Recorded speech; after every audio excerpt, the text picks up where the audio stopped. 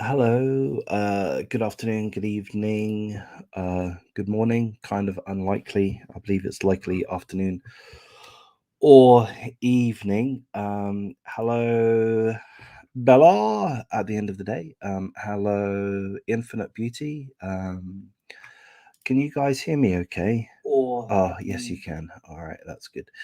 Um, Alrighty, so I'm just going to do things a little bit differently than I have done before. I'm going to go through like 40 articles, or rather I've got 40 articles up, as it were, but I've not read through almost all of them, and I'm just really going to go over the headlines. Not going to do a deep dive on any of them.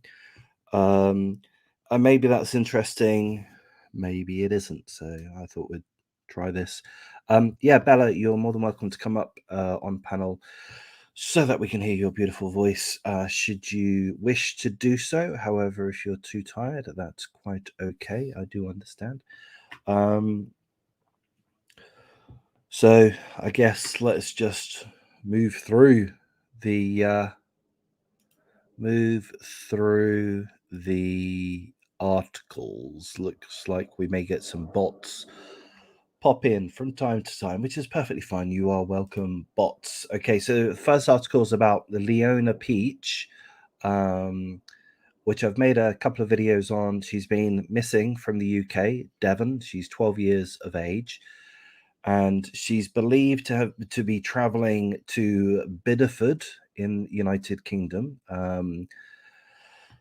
I'm not quite sure where Bideford is, but yeah, she's from the Newton Abbot area, and she's believed to be traveling to Bideford to be with her father, Billy Peach. So that's a new bit of information which has been released by the police. Before, the police had suggested that she may be on her way to Bideford, but they didn't really provide an explanation as to why. I saw that. I hope wherever she is, she's okay. Yes. Let's hope so. She is 12. I mean, I'm no expert at these kind of things, as I'm sure you're aware, Bella. But isn't it kind of encouraging that she's on her way to see, well, it's suspected that she's on her way to see her father? At least there's some connection. At least there's some destination. But I guess the worry is that she could have been abducted en route. Um, yeah. So obviously, if anyone has information in regards to Leona Peach, do contact the appropriate authorities. She's 4'9", slim to medium build, hazel-colored eyes, long light brown hair. She's got a bald patch above her right ear. She's wearing flip flops, a fur coat, or there's fur on the collar, and she was carrying a pink bag. So there's Leona Peach. So yes, we wish her the best.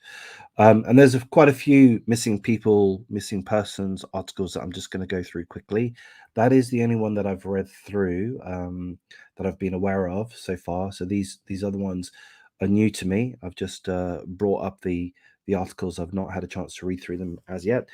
FBI join in search for a tot with severe medical conditions as sex offender dad abducts him. So that doesn't sound good. State troopers and the FBI have joined a search for a missing Louisiana boy who was last seen with his father after a family argument. Jeffrey, oh no, his name is Carson Jeffrey Hollingsworth. He's 2 years of age, and he's vanished from his home in Slaughter, which is in the East Feliciana Parish area. He was last seen at around 4:30 p.m. on Sunday. Police are currently searching for Orrin Hollingsworth, his father, for questioning. He has a serious medical condition that requires daily medication, and he was last seen in a white chilling with my cousin's shirt. Yeah, so that's not good. The father is a registered sex offender who took Carson after getting into a fight with his family. Orrin Hollingsworth is described as a white male who stands 6 foot 1 inches and weighs around 220 pounds. He has blue eyes, brown hair, and could possibly be driving a Chevrolet Tahoe. So let's have a look at a Chevrolet Tahoe, one of these, an SUV. They've not said the color. So a Chevrolet Tahoe. These images are examples only. Okay, so these are what a Chevrolet Tahoe looks like.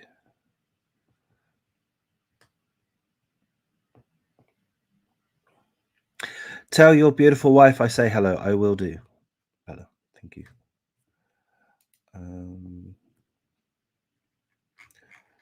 Yeah, so there's the boy, Carson, and there's the father, a sex offender, a convicted sex offender, Orrin Hollingsworth, who may be driving a Chevrolet Tahoe SUV. So obviously we wish the best. I'm going to move on to the next one. Family issues desperate plea. Sorry, a family issues a desperate plea to help find mother, 53 years of age, who vanished more than a week ago, leaving behind her wallet, phone, and handbag. Kylie Prince was last seen buying a coffee at a 7-Eleven store in Clayton in Melbourne southeast last Wednesday. She requires ongoing medication, and her family, who live in far north Queensland, are desperate to find her. It is believed she left her phone, wallet, and handbag at a hospital she visited just a day before her disappearance. So there's Kylie Prince, 53, who's gone missing in the Clayton area of Melbourne.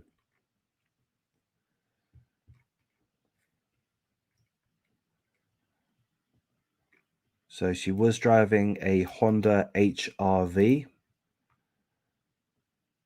So if we look at an HR-V, again, just for example purposes, so it's like a, I don't know how you would describe that, a mini SUV maybe.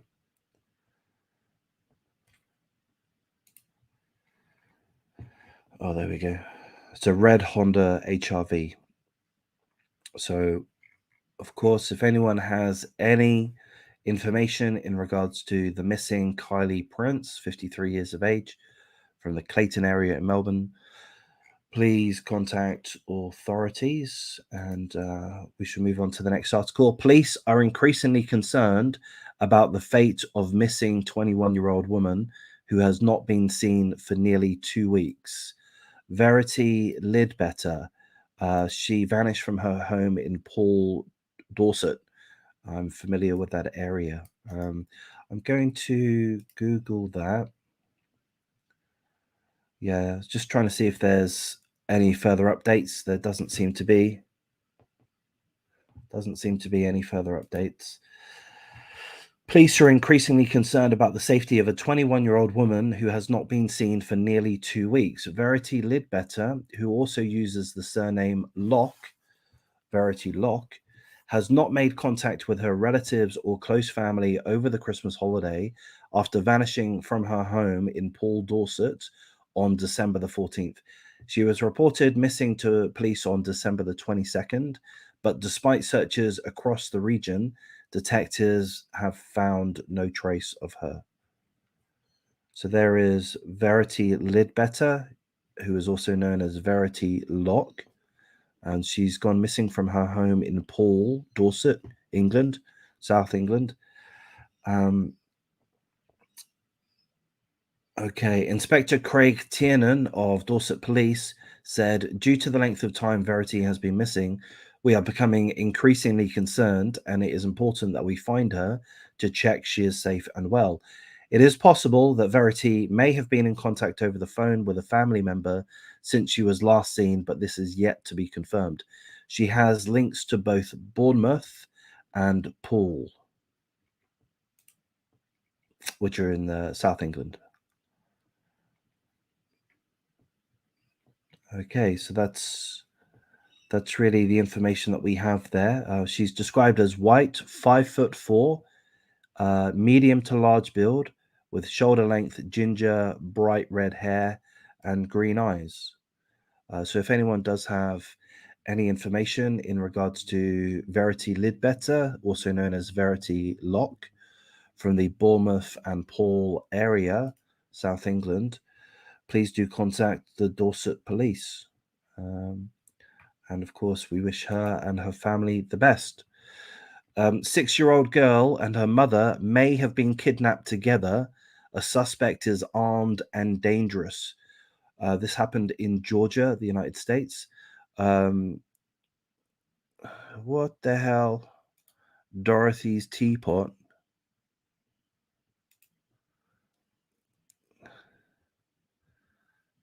I mean, why don't you just explain your comment there? In fact, don't bother. I'm not interested. Authorities in Georgia have issued an Amber Alert for a 6-year-old girl who police believe is being held against her will along with her mother. Sources from the Georgia Bureau of Investigation told the television station that Rachel Zeneca, 6 years of age, and mother Balvanera Esperanza Parada Olivas, 45 years of age, may have both been kidnapped by Rachel's father, Alexis R. Zeneca Lopez, 55 years of age. So these are the two potentially alleged kidnapping victims: 6-year-old girl and her mother. The 6-year-old girl has not been seen since Sunday evening. The report does not include her last known location, though it indicates the girl lives in Kerming. It is unclear if investigators believe the suspect and the missing mother and child are still in Georgia. Police say that Zekena Lopez, the father of the little girl, may be armed and that he should be considered dangerous. So the alleged, or the suspect rather, I should perhaps say, is driving a 2016 black Ford Focus.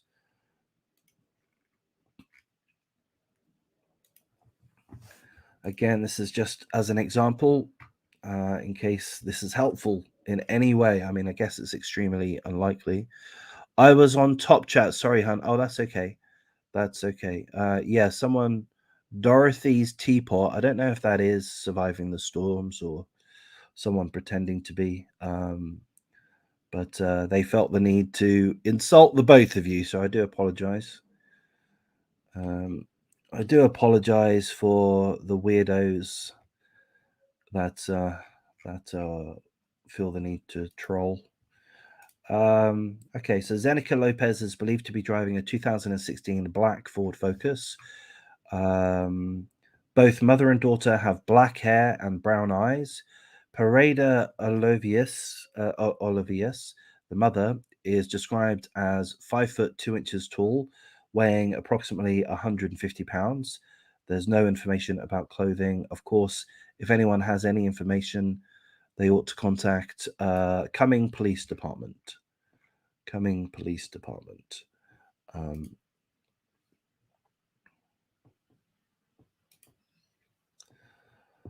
So there's that. So obviously, I Bella, I never know the right words to say. I don't say condolences. I mean, our thoughts go out to the family. Yes, that's bullying. Yeah, that's bullying. Someone decided to bully. Someone decided to bully. For I mean, without any provocation too. Without any provocation. So we're aware there are internet weirdos, and we've just been reminded of that fact. So here's some good news. I'll tell you what, we'll leave the good one till last. Florida woman missing for nearly 2 weeks after visiting family members. Police continue to search for a Florida woman who's been missing for nearly 2 weeks. Paola Marie Miranda Rosa was last seen on December the 17th. Let's just Google to see if there's any updates over the last couple of days. No, there's no updates. Okay, so Paola Marie Miranda Rosa was last seen on December the 17th while visiting relatives in Osceola County in Orlando. She was last seen wearing jeans and a white or green t-shirt. There's a picture of her. I'm going to try and make it larger. And Orange County deputies have found her car, her black 2011 Chevrolet HHR, at Wekiwa Springs State Park. Police continued their search using canines, boats, aviation canoes, drones, and divers. I've got to say, that's not good, is it? So many missing people, so sad. Yes. There's an example of her car, which has been found at a state park. I mean, I've only been following these true crime articles for a couple of months, but that immediately reminds me of Brian Laundrie, who went to his local state park and ultimately committed suicide, seemingly. So that doesn't seem too positive. Of course, best wishes to the family. Let's hope that she is found safe and well. So that's Florida woman missing for nearly 2 weeks. Her name is Paolo Maria Miranda Rosa. And her vehicle was found at the Wekiwa Springs State Park. So we wish her the absolute best. So we're going to just go over this last missing persons article. Thankfully, this one's got some positive news. That's good. Incredible moment. Helicopter rescuers spot 2 children missing from a rural property nearly 24 hours after they went missing. 2 children have been winched to safety in a massive rescue operation after spending nearly 24 hours lost in dense bushland. Eli Jones, 14 years of age, and Hannah Jones, 12 years of age, had left their home on Monday afternoon at around 2:30 p.m. for a walk in Cairns Flat, around 35 kilometers north of Mudgee. Mudgee is in Victoria, Australia. Oh, no, it isn't. Beg your pardon. It's in New South Wales, northern New South Wales, I think. The central west of New South Wales. Oh, okay. All right. A regional town in New South Wales, Australia. A large-scale rescue operation resumed on Tuesday morning before the children were spotted by an infrared helicopter around midday. Oh, we can watch the video.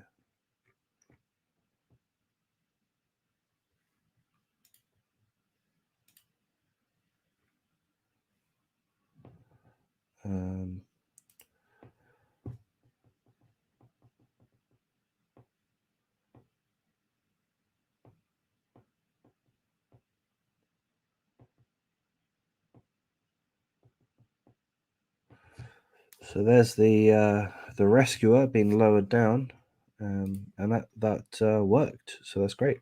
Incredible images captured by a Pole Air helicopter shows the moment rescuers spotted the pair after spending almost 24 hours lost in the bush. The helicopter uses infrared to find heat signatures, which help locate the children, who were then winched back to safety. So that's great. That's good, isn't it? That's good. There's Eli, 14, and his sister, Hannah Jones, 12 years of age. And it is very dangerous to be out in the bush. It gets extremely cold, and there's lots of wildlife in the bush. Lots of wildlife. So that's a blessing that they have both been found safe and well. Safe and well. So that's good. So we're going to move on to some more articles. These fairly fairly big news. These have been talked about in the media quite a lot. And again, apologies. I've not really had the chance to look into them too much as yet.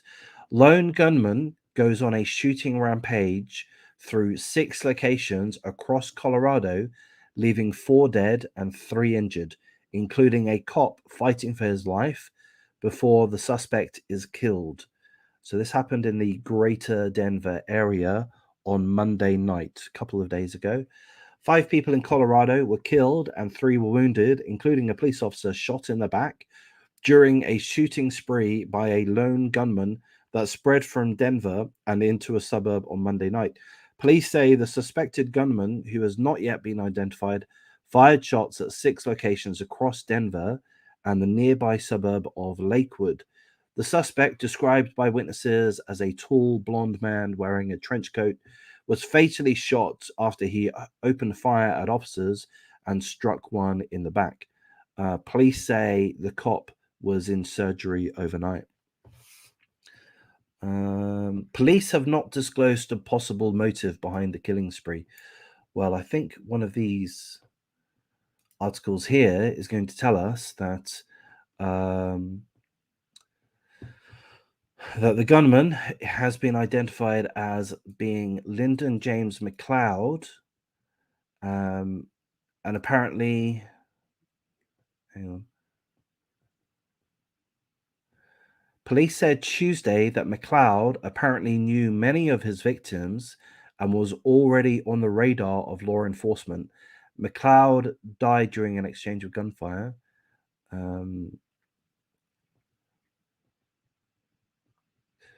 Law enforcement sources said that McLeod had extremist views and a history of psychiatric episodes.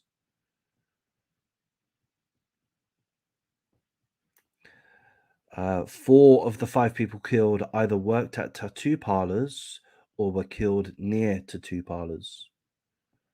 McLeod owned a tattoo business called Flat Black Inc., which was deemed delinquent by state authorities in 2017.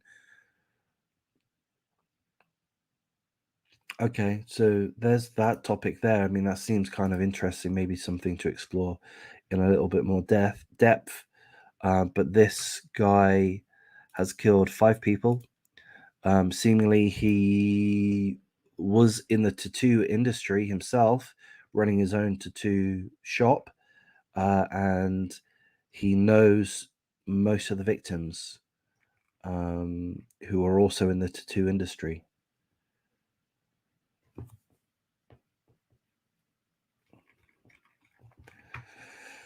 So, don't get a tattoo over the next few days, perhaps. So, condolences for all the victims and the victims' families. Terrible situation. So, that's happened. So, let's move on to the next one. So this was also big news. Crossbow armed man tried to assassinate Queen over racial discrimination. So, you might be aware that a 19-year-old man broke into Windsor Castle or the grounds of Windsor Castle on Christmas Day, and he had a crossbow with him. He's been identified as Jaswant Singh Chahal, and he posted a video just 24 minutes before his assassination attempt, showing that the culprit ranting in a distorted voice. Let's see if we can watch that video. Okay, all right, what do I need to do? Let's do this. Speakers. All right, let's do that. Okay, so let's watch this video.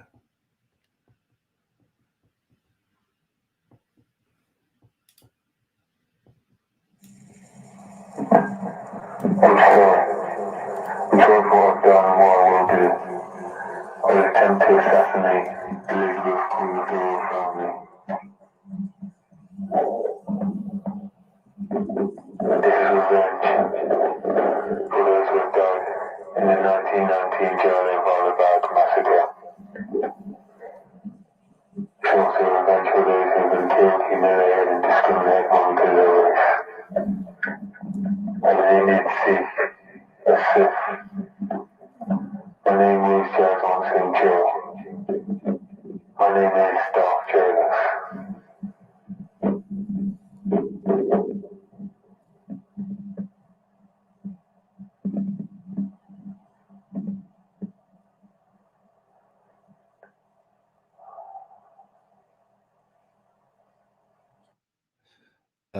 There's the video. The audio seems like he had made it purposefully echoey to add suspense, I guess.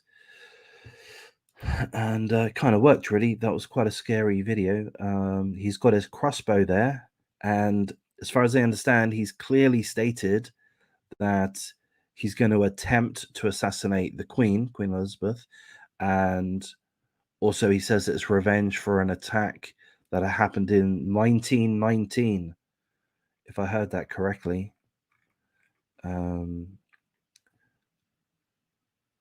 The video was sent to pals from 20 to his pals on his Snapchat account.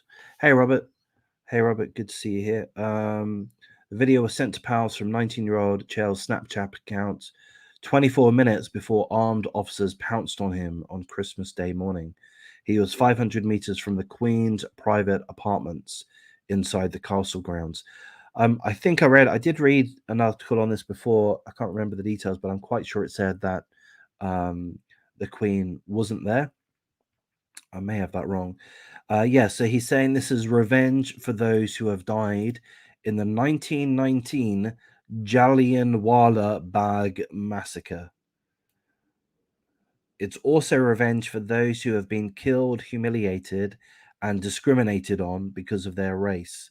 I'm an Indian Sikh, a Sith. My name is Jaswant Singh Chael. My name is Darth Jones. What is that? Is the Sith? I mean, is he making a Star Wars reference there? Darth Jones, is that a Star Wars reference?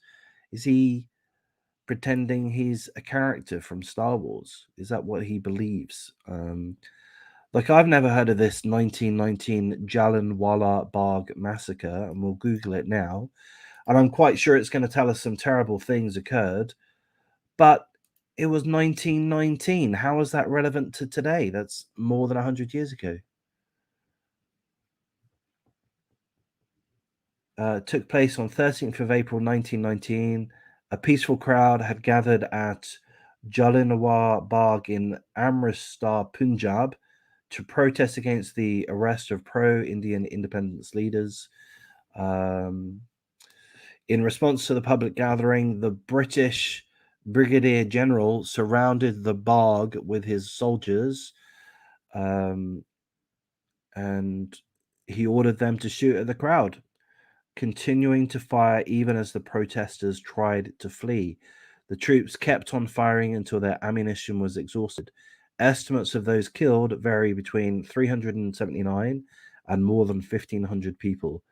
Okay, so that's seemingly quite a terrible event, but it happened more than 100 years ago.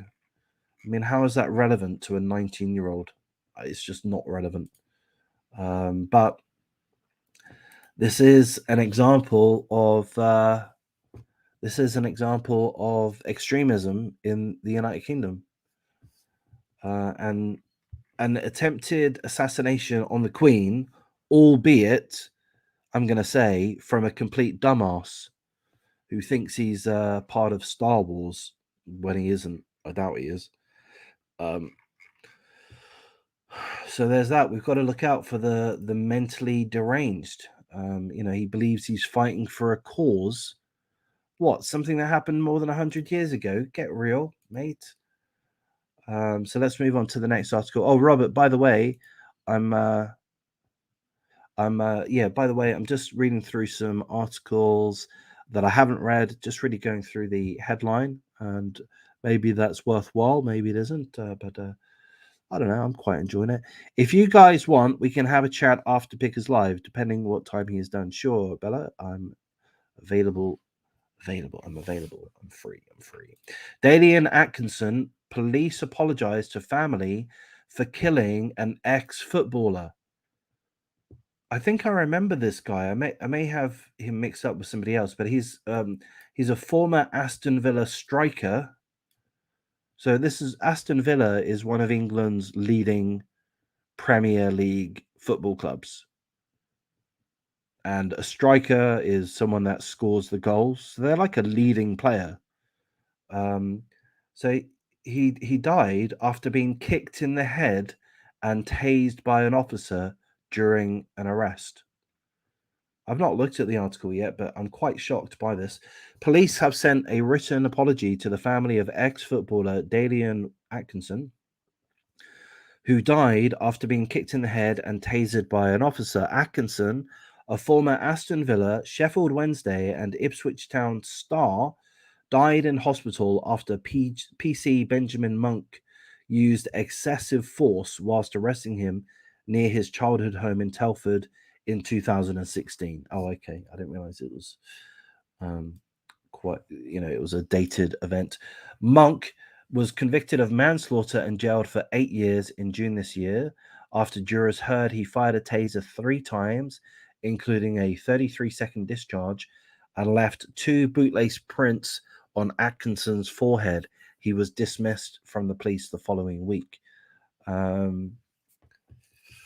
Okay, so this isn't news as such. It happened quite a while ago, 2016. The police officer has been convicted recently. Did it just say? But yeah, that's quite shocking. That's quite shocking to kill a man during an arrest. You're gonna watch me on the TV, okay? Or sit back, lie back, and enjoy, I guess. Okay, so yeah, that's a terrible situation. The death of a football player whilst being arrested. I've not been aware of that situation previously. Condolences to the family, of course, but we're going to move on.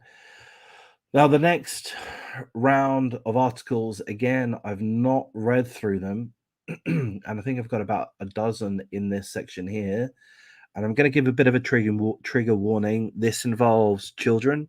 These next articles involve children, mostly as the victim, and it's going to involve them in, murder situations. A couple of the articles are about the children being the assailants, the murderers. So we're going to go through that. So there's a trigger warning there, and also, of course, condolences to everyone concerned, the victims and the victims' families, and the victims' communities, which get extremely shaken by such events. So we're going to go through them again. I've not read through any of these articles, so we're just going to give them a quick gloss over, and hopefully that's a little bit interesting. A 4-year-old is accidentally pepper sprayed by police in its pram after its mother took the child to an anti-lockdown protest in Germany. So we can watch the video. Let's see if we can.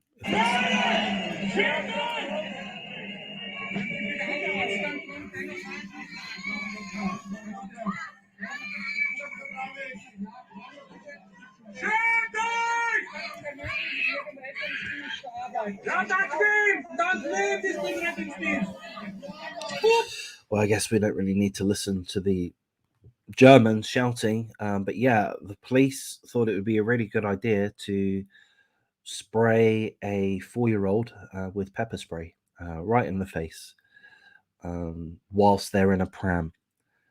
I don't know if that was the best idea, police. I'm thinking perhaps it wasn't. But let's have a look at the article. Maybe they had good reason to pepper spray a child in a pram. A 4-year-old has been accidentally pepper sprayed by police after its mother took the child to an anti-lockdown protest in Germany. Okay, look, I mean, I'm just going to interject at that point. I think I found where the problem stems from. Taking your children to a protest. Maybe don't take your children to protests, regardless of the subject matter. Regardless of the purpose or aim of the protest, perhaps just don't take children. That's my immediate thought there. Maybe that's a bit outrageous. Clashes broke between police wielding batons and firing pepper spray and protesters who punch kicked and spat on them in Schweinfurt, Bavaria on Sunday night. Footage shows the screaming child, who was taken to the demonstration in a pram, being treated by 2 officers after coming into contact with the spray. After a few minutes and an eye wash, the child was completely symptom-free again, so that's good. The mother is due before a judge on Monday after officers launched a formal complaint referring her to social services for endangering the youngster. I kind of applaud that, to be honest. I mean, it seems very harsh to refer it to social services. It seems pretty harsh, but it is just a referral. It is so that the situation can be reviewed and looked at, and perhaps a stern warning could be given to the mother. But I applaud that. Children shouldn't be used as pawns in any circumstances, and including protests. Yeah, look, we know these protests get violent, and we know specifically some anti-lockdown protests have got violent. And I'm not being judgmental about that. I'm not saying that the violence isn't uncalled for. Maybe it is. I'm not really commenting either way, but bringing children to protests is not a good idea. Please don't do it. So let's move on to the next article. Garland police arrest 14-year-old in connection with triple murder at a convenience store. Okay, I'm going to play this video, which I've not seen. Hopefully it's not too gruesome. You're all a gun, teenagers, and okay, also critically. All right, it's a bit too Thank you laggy. so much for joining us. I'm Steve Pickett. This is All right, so let's skip that. It wasn't really working very well. Garland police have arrested a 14-year-old boy in connection with a triple murder and shooting of one other person Sunday night at a convenience store. Garland Police Chief Jeff Bryan said the suspect used a .40 caliber pistol with an extended magazine. The suspect is said to have fired at least 20 rounds. Police released surveillance video of the suspect pulling open the door to the convenience store and start firing. Police also want to speak to a person of interest in the case who may be the driver of the pickup the suspect left in. They released a surveillance image of that person. The 3 victims who died have been identified as Javier Gonzalez, 14 years of age, Ivan Noyala, 15, and Rafael Garcia, 17. The 15-year-old who survived is hospitalized in stable condition. His identity is not being released. We want to know why. We don't have any answers to why. Okay, so they got away in this vehicle, seemingly. Police are still looking for a 4-door white Dodge pickup, which seems to have some damage or scratches on the side. Ram 1500, is that right? Ram 1500. Anyone with information is being asked to call the Garland Police Department. So, I mean, I'm going to guess this is gang related. As a guess, I've got no idea, of course, but it's very tragic. Not only the deaths of 3 young people, young boys, not only the deaths is tragic, but the involvement of a 14-year-old, a 14-year-old murderer. 14-year-old murderer, and also this guy who's young, in his early 20s perhaps. They're destroying their own lives and destroying that of others. So, of course, condolences go out to the victims and the victim's family, of course. Robert says, some people think if they have a child with them, nobody will attack them and the police will not attack them either. They use the child as a shield. Yeah, that's despicable, isn't it? I mean, we've seen clips, Robert, I'm sure you have. We've seen clips of people, women, getting into fights on the street and literally picking up their child or their toddler or their baby and then swinging the baby or the toddler at the other person. I've seen that like 2 or 3 times at least. Absolutely despicable. And yeah, I think the police are right to address it. you know, we need to address these kind of things. Otherwise, people will just get away with it. And hopefully, you know, if it's addressed enough, people will realize, oh, look, we want to go to a protest. Let's not bring our children.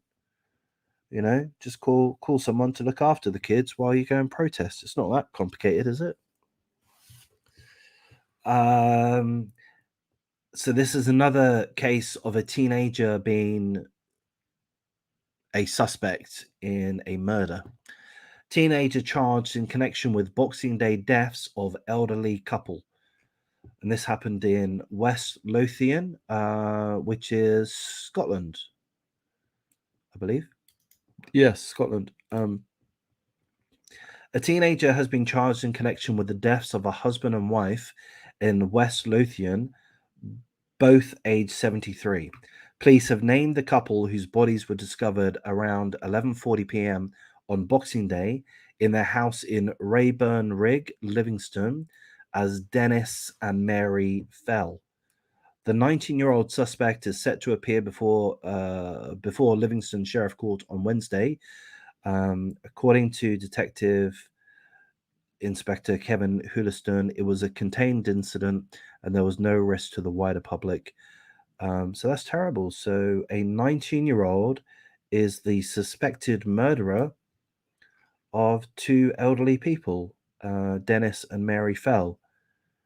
So the article hasn't told us if the 19-year-old is in any way related to Dennis and Mary Fell. So we don't know. I guess we could guess perhaps it's the grandson, but we have no idea. Could maybe they're not related in the least. But there's that tragic event, and again, condolences go out to the victims and the victim's family. Let's hope justice is served. Hey, Robert, I hope you're doing well today. Let's move on to the next one. I'm about to snap his fucking neck. Parents allegedly sent texts complaining about a baby's crying and hid body behind a false wall.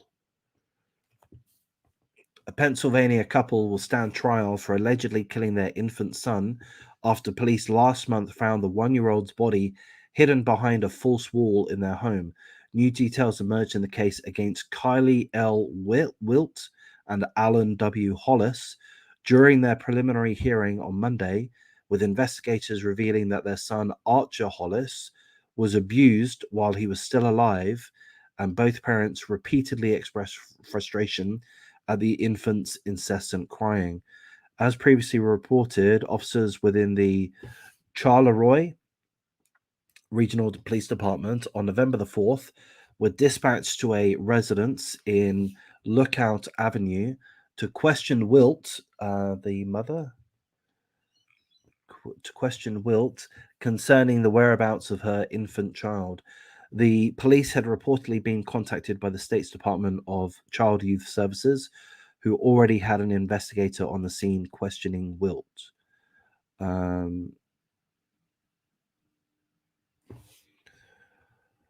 When police arrived on the scene, Wilt reportedly became nervous, then suddenly blurted out that her baby had died of sudden infant death syndrome in February. She added that she and Hollis didn't have the money for a proper burial. The baby is here, she told investigators. Police obtained a search warrant and discovered a wall where an area of the paint was reportedly off by a shade.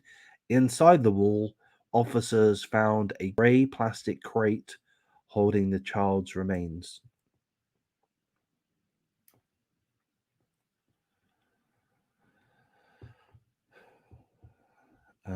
So the boy's remains were in an extremely decomposed state when they were recovered.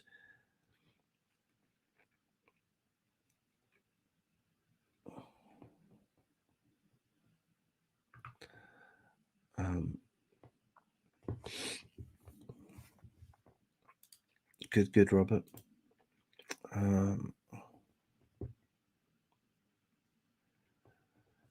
Okay. Hollis, the father, I believe,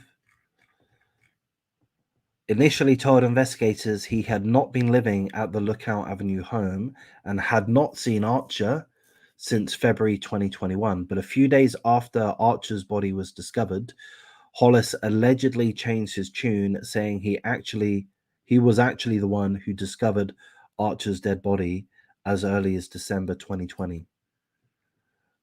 Similarly, Wilt initially told police she discovered Archer's body in a child's swing in February, claiming the child had died of sudden infant death syndrome.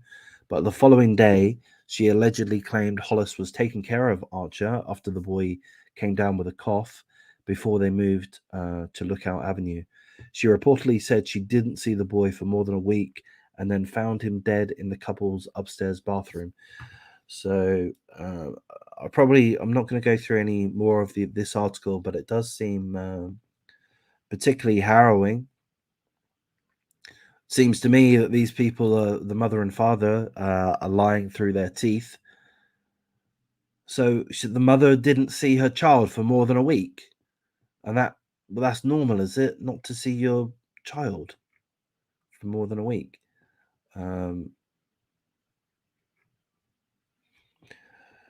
So they're currently being held in Washington County Jail.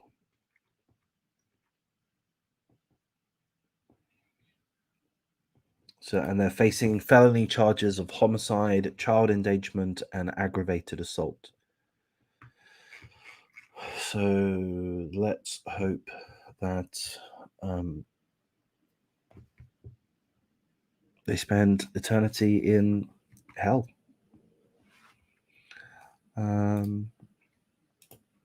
All right, so let's move on to the next subject. 5 Texas children, aged 7 to 16, are found home alone on Christmas morning after their father beats their mother to death before turning the gun on himself in an apparent murder-suicide. A Texas father of 5 killed the mother of his children and then turned the gun on himself in an apparent murder-suicide after the family returned from a Christmas party on Christmas Eve. Arsenio Gonzalez, 45 years of age, and wife Maria, 42, were found dead on the family's front lawn outside their trailer home in Houston at around 1 a.m. Their 5 children were found inside the trailer home on the 5600 block of Dawn Street. Police discovered their mother with significant head trauma and Arsenio with a self-inflicted gunshot wound. A gun was recovered at the scene. Thankfully, none of the kids were injured, nor did they witness anything at the time. So that's a blessing. But of course, they are now orphans. Authorities are still investigating what led to the dad's horrific act. They're interviewing family relatives who were there on Christmas Eve, trying to find out what sparked the incident. So that's terrible. So a father killed the mother and then killed himself, leaving 5 children orphaned. And we don't know why. North Carolina teen fighting for life after being shot by police officer dad. A North Carolina teen is fighting for his life after his police officer father shot him in the head in an apparent accident on Monday afternoon. The Onslow County Sheriff's Office said the shooting happened in their home. The father is an officer for the nearby Jacksonville Police Department. Neither the 15-year-old nor his father has been identified.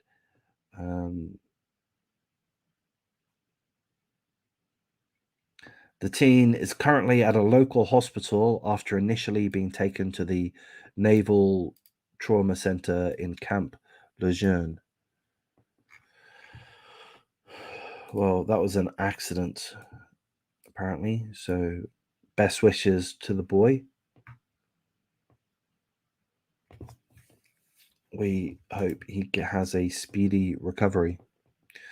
Harrowing video captures mother screaming as teen daughter is killed by cop's stray bullet while she was in the store's dressing room trying on a quinceañera dress.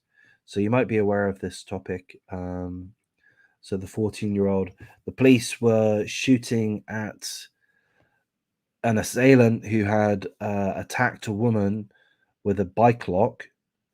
So police arrived on the scene, and they've since released video, which I've not watched, but shall we watch it? Okay, so there's a trigger warning for this.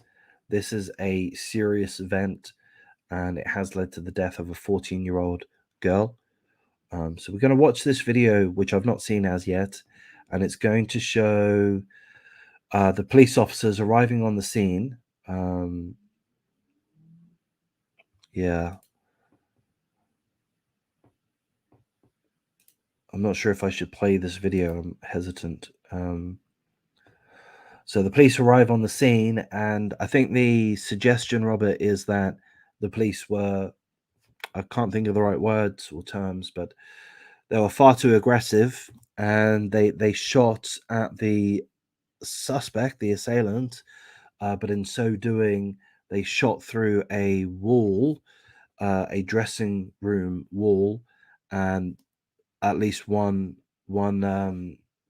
bullet struck and killed a 14-year-old girl.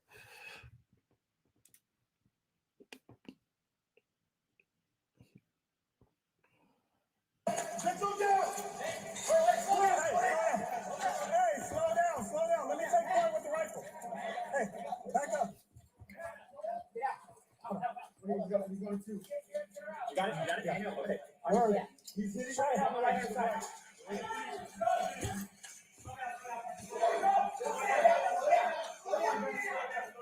Hey, she's bleeding. She's bleeding. I got it. Stop fire. Stop fire. Stop fire.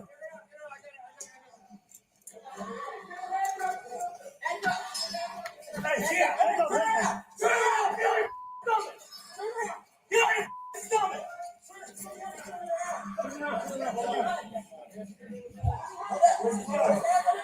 Get your hand down. Get your hand down. Here, I'll come. Grab my shoe. Grab my shoe.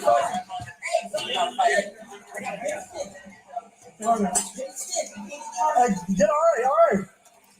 Yeah, that's pretty harrowing. You can hear the screams, perhaps of the mother.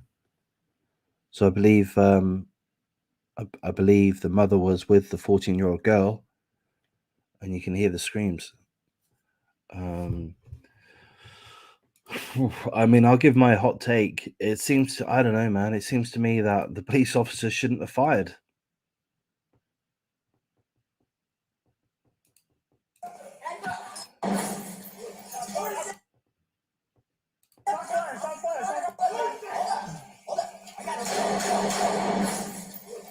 What if that wasn't the assailant?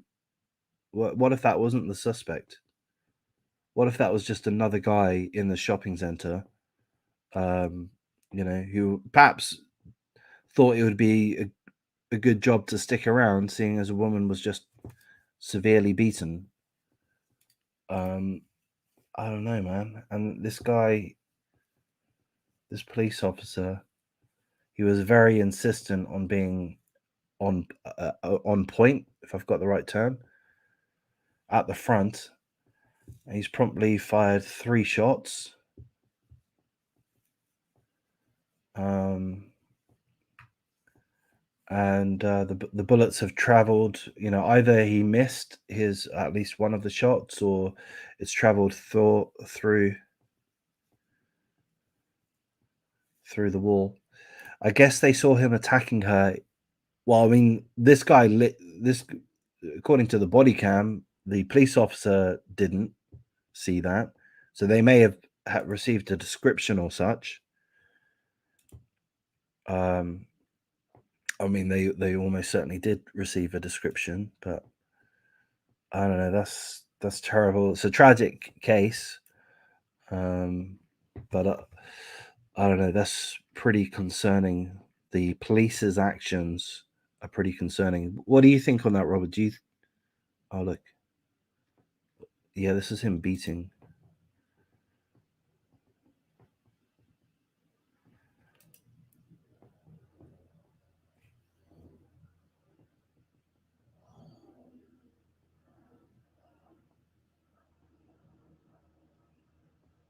They said in the clip he's hitting her now. Right, yeah. Oh, yeah, no, you're right. You're right. Yeah.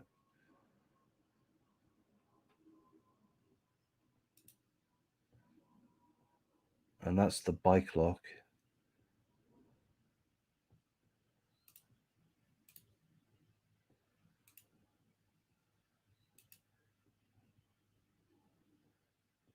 What's up with him? What's he doing?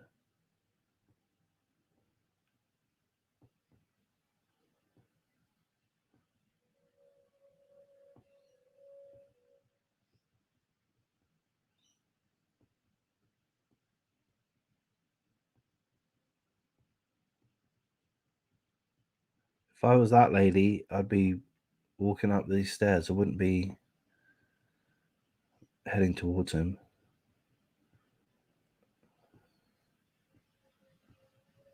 Why is his trousers down?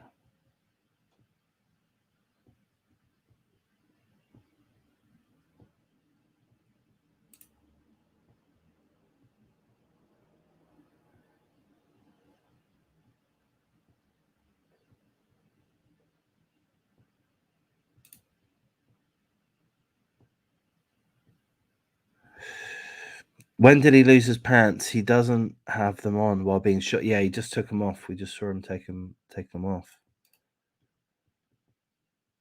as he was trying to assault someone. That's kind of bizarre, though, isn't it? I mean, what would be the motive? It's not a theft. Yeah, you saw him taking them off. Yeah. What would be the motive? That's just some insane guy, some mentally ill guy going on a violent rampage. And severely beating this one lady in particular.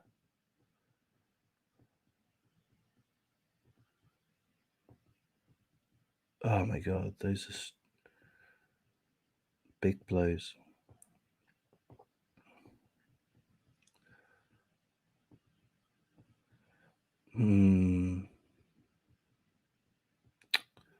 Wow, man. Maybe the police were justified in, in using force. Maybe they could see this guy is just going to cause more and more harm.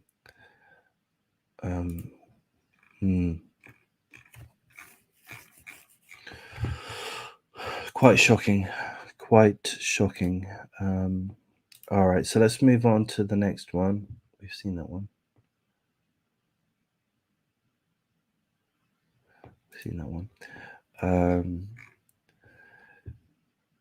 NC, North Carolina.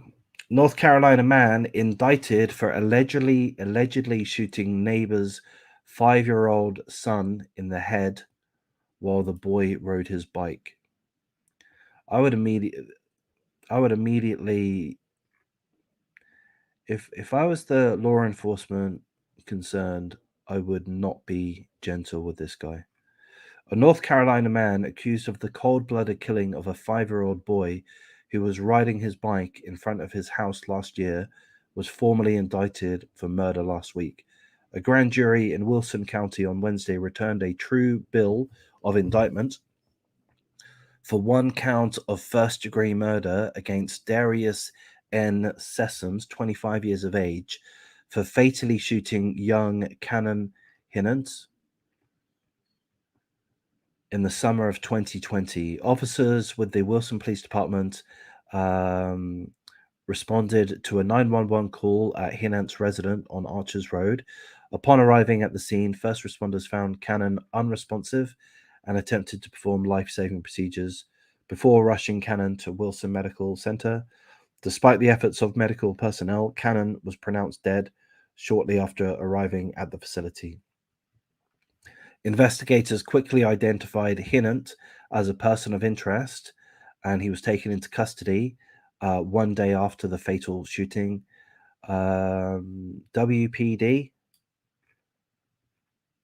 sorry, I'm not sure, Wilson Police Department was assisted in the arrest by deputies with the U.S. Marshal Service. Sessoms lived next door to Cannon's father. Immediately after the shooting, a neighbor told the news organization that Sessoms and Cannon's father had dinner together the night before Cannon's death. Sessoms was also reportedly at the Cannon residence on the morning of the shooting. Oh my God. Doris Lybrand, one of Cannon's neighbors, reportedly told the news organization that Sessoms simply ran across the street with a handgun and shot the 5-year-old in the head.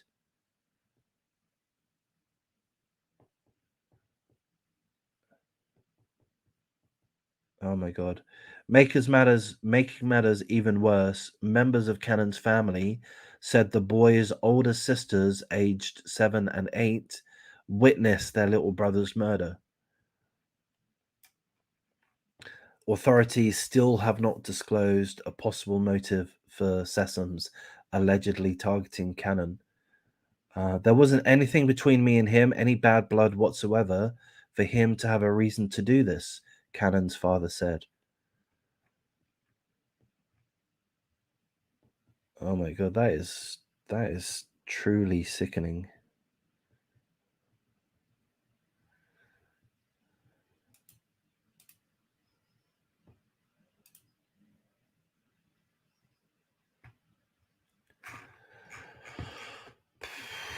Yeah, back to Robert's comment. He's trying to kill someone, so they shot him. Yes, I agree with that, but he wasn't, like, in that moment, he wasn't trying to kill someone in that moment. He had just attacked someone severely, the guy in the shopping mall, but he wasn't directly next to a victim at that point. But yeah, I don't like it. If there was no innocent bystanders injured by the police's actions, then I'd have no issue with the police's actions at all. But given that someone did die, I guess that's when things have to be put into question.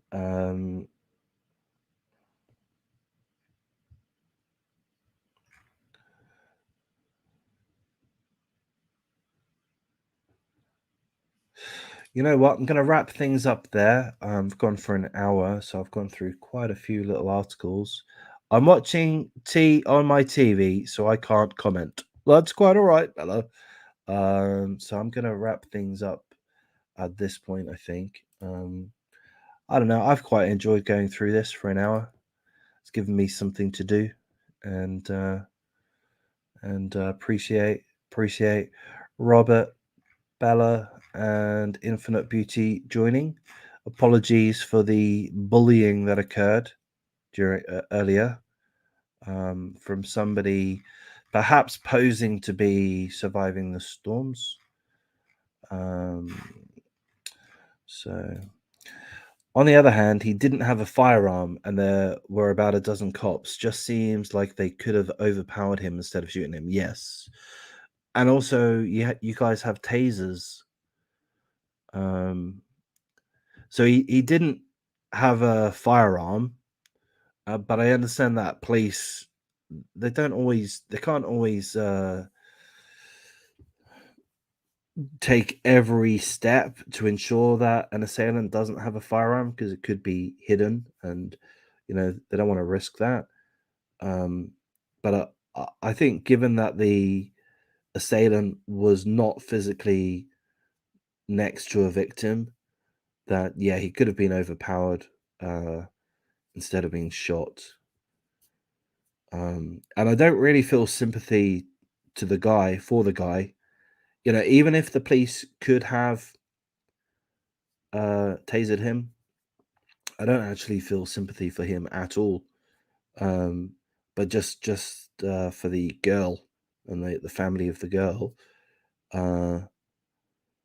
seeing as shooting in a public area is going to have these risks, that police officer should have known better in that regard. And with that kind of rifle, Robert, you'd know. But with that kind of rifle, it's quite possible, or indeed likely, that even if a bullet was to hit a human target, that the bullet could travel through and hit someone or something behind. So yeah, obviously it's a tragedy. Okay, guys. So again, thanks for joining. I'm going to wrap things up. I've quite enjoyed doing this format, I guess. So I might do this again.